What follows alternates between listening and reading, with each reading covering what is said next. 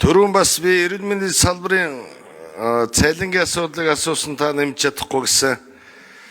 Тэгэхдээ энэ салбарыг та урд нь их хурлын дарга байхдаа ч мэднэ, ер нь байдал нь хүнд байгаа шүү. 35 жил ажилласан, 30 жил ажилласан юм ч одоо сая 700-аас сая 900 мянган төгрөг л авч байна. Бүгд цалингийн зээлтэй хүүхдээ сургах зээл авч байна. Орон сууцны зээл авч байна. Тэгээд өргөн хэрэглээний бараан нь бензин шатхын үнийн салбарт хийлэхгүй байна. Энтэй холбоотой энэ салбарын одоо эмч, сувилэгч, асрагч нарын хомсдолд орсон. Энийг бас та анхаарч үзээрэй гэдэг хэлмээр байна. Ядахта нэг дахин нэмж чадахгүй ч гэсэн 50% нэмэхгүй л эдний байдал хүнд байгаа шүү гэдэг хэлье.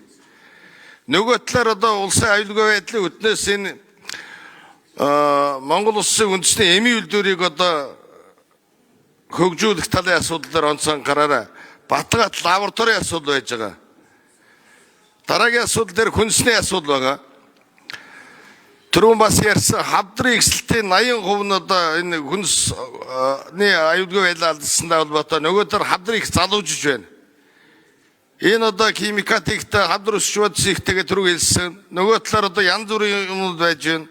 Энтэй холбоотой одоо хавдрын ихсэлт нь ингээд өндөр гарч байгаа нэг шалтгаан байгаа. Ерөнхийлөгчийн үндэсний улсын хувьд одоо энэ эх орондоо бас хүнсэн нөгөө тариалах асуудлаар бас онцгой анхаарч ажиллана хаа гэж бодож байна. За энэ баруун бүсгийн одоо 5 аймгийн байдал хүнд. Бензин шатхуй өндөрөнтэй, өргөн хэрэглээний бараа тээврийн зардалтайгаа бас өндөрөнтэй байгаа.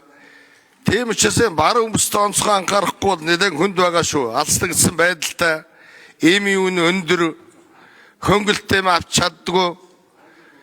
Тэгэхээр энэ баруун бүстэй бас анхаарч ажиллаад түрүүн би бас ярьсан баруун бүс цагаанар бомтар хуучаад малыг хөлөөр нь амьдаар нь гаргаж байсан эрүүжүүлэх бүс байгуулад бэлчээрийн дас бас идэрч байна. Энтэй холбоотой энэ төсөл хөдлөөр нь бас ингээд бүтцсэн байна. Тийм учраас энэ асуудлаар бас анхаарч ажиллаарай. Танд ажил амжилт хүсье. Баярлалаа.